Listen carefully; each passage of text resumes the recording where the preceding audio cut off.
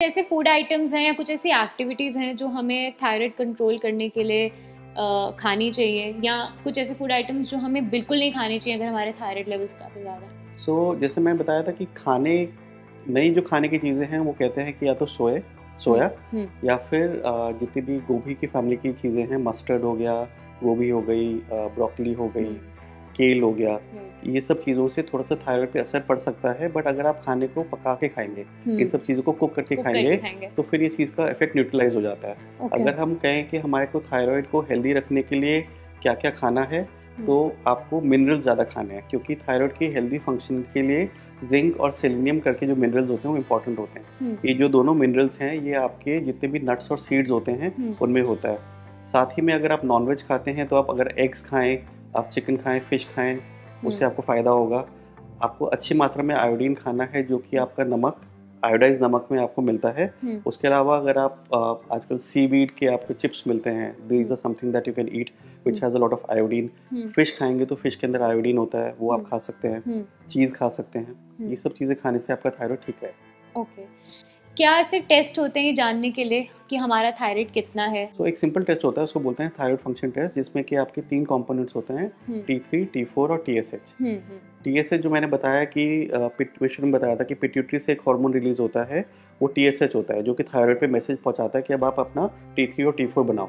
और जो T three और टी फोर है, ये हमारी हुँ, बॉडी में काम करते हैं। टी ओके, फोर इसमें इनएक्टिव वाला पार्ट होता है, टी थ्री एक्टिव वाला पार्ट होता है। हुँ, टी फोर टी थ्री में कन्वर्ट होके फिर सब जगह असर करता है। हुँ, ठीक है, तो हमारे को जब टेस्ट करते हैं, तो हम इसमें तीनों चीज़ों की टेस्ट करते हैं। हम टी फोर लेवल्स का टेस्ट करते हैं, टी थ्री लेवल का टेस्ट करते हैं और टी एस एच लेवल का। हुँ, हुँ, जब हाइपोथायरॉयडिज्म होता है, हुँ, तो T4 और T3 कम हो जाते हैं, TSH बढ़ जाता है। जब हाइपरथायरॉयडिज्म या ओवर एक्टिव थायराइड होता है, हुँ, तो T3 T4 बढ़ जाता है और TSH कम हो जाता कम हो जाता है।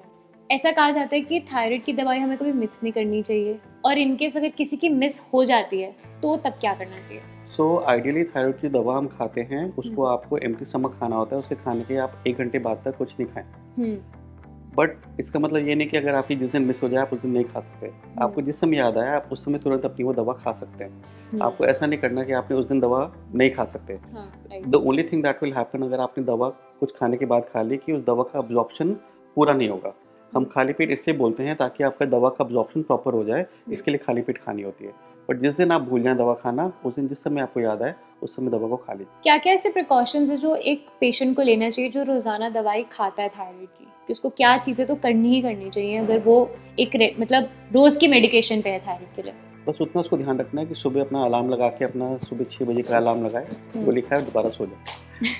मतलब दवाई तो बिल्कुल मिस ही नहीं होनी दवा चाहिए। मिस नहीं करनी चाहिए और दवा खाने के आधे घंटे बाद तक उनको कुछ नहीं खाना। सो यूजुअली देखा जाता है कि औरतों को प्रेगनेंसी के दौरान थायराइड हो जाता है। ऐसा क्यों होता है? प्रेगनेंसी के दौरान थायराइड होने के 2-3 कारण हो सकते हैं। जो हुँ, बट मेन कारण होता है, वो हशीमोटोज़ थायरॉइडाइटिस है, जिसके बारे में मैं पहले आपको बता चुका हूँ, हुँ, जिसमें कि आपकी बॉडी में एक तरह की एंटीबॉडी हाँ, बन जाती है, जो थायराइड से लड़ती है। लड़ती है। इसके अलावा भी अगर हम देखते हैं, तो प्रेगनेंसी के दौरान थायराइड हार्मोन का प्रोडक्शन 50% टाइम बढ़ जाता है नॉर्मल इंसान में। हुँ, नॉन प्रेग्नेंट महिला में, और अगर आप प्रेग्नेंट महिला में देखें, हुँ, तो जो थायराइड हार्मोन बन रहा है, वो 50% ज़्यादा बन रहा है। हुँ, तो कभी-कभार प्रेगनेंसी में there is a term called as transient gestational thyrotoxicosis, जिसमें कि पहले 4 महीने में, हुँ, पहले हुँ, 4 हुँ, महीने हुँ, में हुँ। थायराइड के हार्मोन का प्रोडक्शन थोड़ा-सा बढ़ जाएगा, और थोड़ा-सा हाइपरथायरॉयडिज्म की तरफ, ओवर एक्टिव थायरॉयडिज्म की तरफ, हाइपरथायरॉयडिज्म की तरफ चला जाएगा, which is a normal thing to happen. उसकी हमारे को चिंता नहीं करनी है। हुँ, मेन जो प्रॉब्लम जनरली होती है, कि अगर आपको हाइपोथायरॉयडिज्म हो जाता है, हुँ, अगर आपका टीएसएच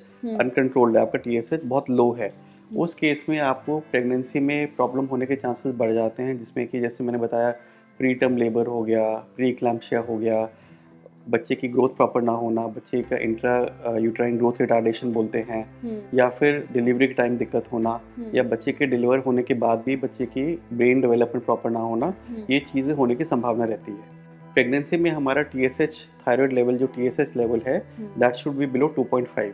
तो हुँ, कभी-कभार ये भी होता है कि महिला को थायराइड की प्रॉब्लम नहीं हुई है, हुँ, मतलब उनको हुँ, हुँ, थायराइड की प्रॉब्लम नहीं है, हुँ, बट उनका टीएसएच है तो नॉर्मल रेंज में। टीएसएच की नॉर्मल रेंज होती है अराउंड 0.5 से लेके 5 तक, ओके, बट हमारे को उसको प्रेगनेंसी में 2.5 के नीचे मेंटेन करना होता है। अच्छा, तो कभी-कभार विदाउट थायराइड की प्रॉब्लम होने के बावजूद भी हम थोड़ी-सी डोज़ देते हैं थायराइड की मेडिसिन की, हुँ, ताकि टीएसएच 2.5 के नीचे रहे, हुँ। ताकि प्रेगनेंसी में और बच्चे को कोई दिक्कत ना हो। मतलब अगर जैसे आपने बताया कि प्रेगनेंसी के दौरान थायराइड जो होता है वो लेवल्स बढ़ जाते हैं, हाँ, तो उनको कंट्रोल करने के लिए क्या करना चाहिए? सो आपको कंट्रोल नहीं करना, आपको रूटीनली अपना थायराइड लेवल टेस्ट कराना है, जो कि आपकी गायनेकोलॉजिस्ट आपको गाइड कर देंगी कि आपको जिस फ्रीक्वेंसी पे आपको टेस्ट कराना है वो कराते रहना है। अगर आपको हाइपोथायरॉयडिज्म निकलता है या आपका TSH 2.5 के नीचे निकलता है, तो आपको फिर थायराइड की दवा शुरू की जाएगी, जिसके हिसाब से आपको हर दूसरे महीने या हर तीसरे महीने अपना थायराइड टेस्ट कराना पड़ेगा, देखने के लिए कि आपका TSH 2.5 के नीचे रहे, ताकि आपकी प्रेगनेंसी स्मूथली जाए। अगर आपको ट्रांजिएंटली, जैसे मैंने बताया कि आपको हाइपरथायरॉयडिज्म या आपका ट्रांजिएंटली आपका थायराइड लेवल्स बढ़ जाते हैं, बट अगर आपको कोई दिक्कत नहीं दे रहे हैं, तो उसके लिए हमारे को कुछ नहीं करना पड़ता, उसके लिए हम केवल उसको ऑब्जर्व करते हैं और कुछ नहीं करते। Okay, thank you so much sir. I hope हमारी ऑडियंस को थायराइड से रिलेटेड सारे ही जवाब मिल चुके होंगे। ऐसी ही और वीडियोस के लिए आप NBT लाइव को ज़रूर सब्सक्राइब करें।